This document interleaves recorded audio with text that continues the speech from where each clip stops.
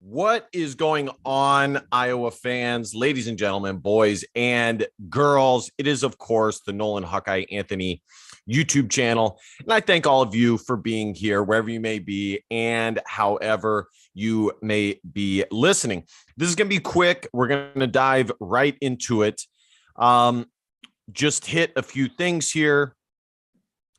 Number one, I noticed this at the beginning of the game, and I looked into it because I did not remember anything being said during the week or anything like that. And that is, of course, the absence of LaShawn Williams.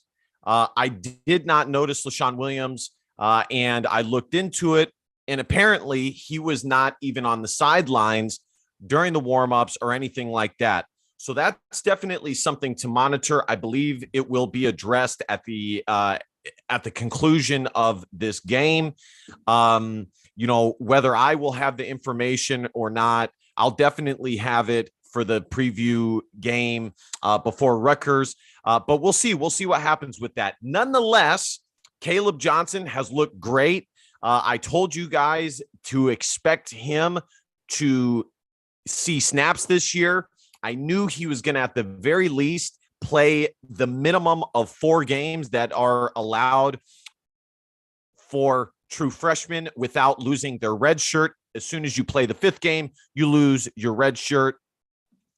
And he's looked great. He looks explosive. He looks fast. He's big. He's strong.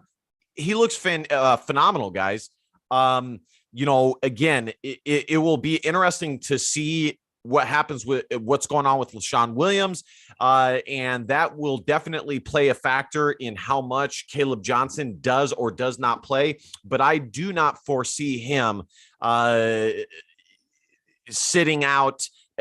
He's going to play. He is not going to redshirt this year. And again, he has looked great tonight. The second thing of note is, of course, Drew Stevens. Drew Stevens has looked good. He was a preferred walk-on in this last class for the Iowa Hawkeyes. I think this was a very tactful and strategic decision by LeVar Woods and the Iowa Hawkeye coaching staff going with Drew Stevens, because they knew that they should be able to handle Nevada. So in other words, this was a perfect game to evaluate Drew Stevens under the lights with a hectic atmosphere and just see how he handles it before the Rutgers game. So from that standpoint, it's been tactical. It was very smart of them to do that. We'll see what happens with the position. But the bottom line is, in the previous 2 games, Aaron Blom was not getting it done. There was no excuse for him missing the field goal at the end of the game against Iowa State, and he missed one against South Dakota State. Now, whether that's completely his fault or not, who knows? But still. All right, moving on to the Iowa offense and Spencer Petrus. The offense looks explosive. The offense, let me rephrase that. The offense looks more explosive than it has in the previous 2 games. Oh, wrong game here. I have the Iowa versus Iowa State game. We don't want to see that, do we? No. The offense has looked more explosive than it has the previous 2 games. Good, decent play calling. I like the fake on the second touchdown pass right before the end of the quarter. Nevada was kind of relaxed, kind of on their heels, expecting Iowa in Iowa's ways to go into the next quarter without pushing the envelope. And of course, that was not the case. And Spencer Petrus nearly overthrew that one. So I like the play call. The running game, it looks much better today. Still not great, but it looks much better.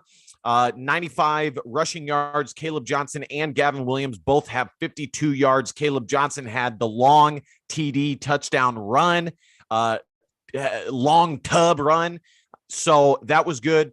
As for Spencer Petrus, He's missed some passes. 100%. The offense looks better. Spencer Petrus did show a little bit more mobility. He took a licking on the sideline in the first play where he not the first play of the game, but the first scramble drill he had. He took a licking on the sideline. He does look a little bit faster, and he has done a decent job escaping the pressure, and for whatever that's worth, we haven't seen it really mean anything as far as a bunch of yards or anything, but it's better than losing a bunch of yards. But the bottom line, so I want to give Spencer Petrus credit with that, and he did step into a few passes that were decent. And the announcer is absolutely an Iowa Hawkeye fan. He is absolutely a Brian Ferentz and Kirk Ferentz fan. But the reality is Spencer Petrus has missed like 4 passes, 4 or 5 passes that were just simple pitch and catches. He and 2 of the missed passes would have been touchdowns. The back end zone to Reganey, he absolutely overthrew him when Reganey had the step on him. That should have been a simple pitch and catch. I know it's raining outside, so the ball might be a little slippery, but these are just excuses I cannot give Spencer Petrus. I wouldn't give it to anybody. Everybody has to play in the same, or the 2 teams have to play in the same weather. He missed Brody Brecht twice on the deep ball to Jack Johnson. Yes, it wasn't a terribly thrown ball. And yes, Jack Johnson did stumble. But if Spencer Petrus puts it on a rope to Jack Johnson, he doesn't stumble and he's into the end zone. So actually, Spencer Petrus missed 3 possible touchdown catches. The other one that was missed was the Brody Brecht back shoulder. He missed Brody Brecht on a deep one for the touchdown. And was it a catchable ball? Maybe. Maybe Brecht should have came down with the ball, but he still missed them nonetheless. And the other one, Brecht, and they showed it on the TV, Brecht had a step on the defender, and Spencer Petrus decides to go with a back shoulder catch. It makes no sense. So I would give the first half, my grade of Spencer Petrus would be a C plus. Not great, very average, very mediocre, missing passes. But the offense looks a little bit better. The run game, the difference in this game between the other 2 games is the run game.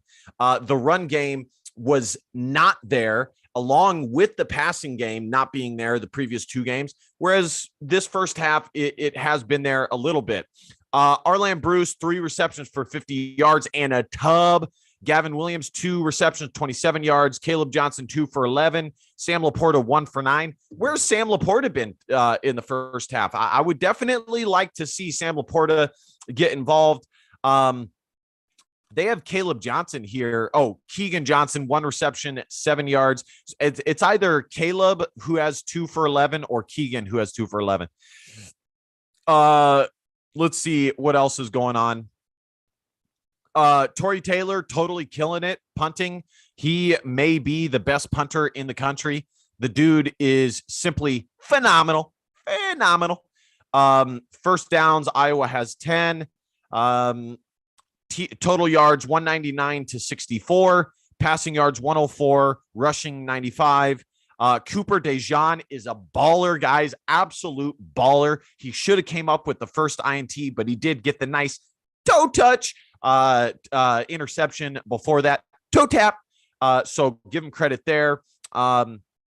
So yeah, there we go, guys. That is the first half. Again, run game is much better. The offensive line is playing better. It's still giving up some pressure to Spencer Petrus. Spencer Petrus is not playing terrible, but again, he has missed, I would say he's missed 5-6 passes that were wide open. All right, I'm going to go to your guys' comments. I didn't share this out, so I don't expect too many people to be in here. I'm going to see what you guys say. What's up, Spencer? I see you. Yeah, I guess I do kind of look like Spencer Petrus a little bit. It's the nose. Michael Morin, I love the vertical power run look. Yep, that looked good. Brad Ertl, I would respect you, Nolan, if you actually went to all the games. Yeah, I wish I could get to more games. I don't live anywhere near Iowa. I've been to one game. But you know what? Just for the sake of the channel and how much I love Iowa football and how much I love the fans, it would definitely help out to get down there more. Moving forward, I am going to plan on at least coming out there for one game each season because it just needs to be done. And it would be a blast. All right, guys, that's going to do it for me. We'll see if Spencer Petrus is able to get a little bit more accurate in the second half. So I will see you guys after the game for the post game.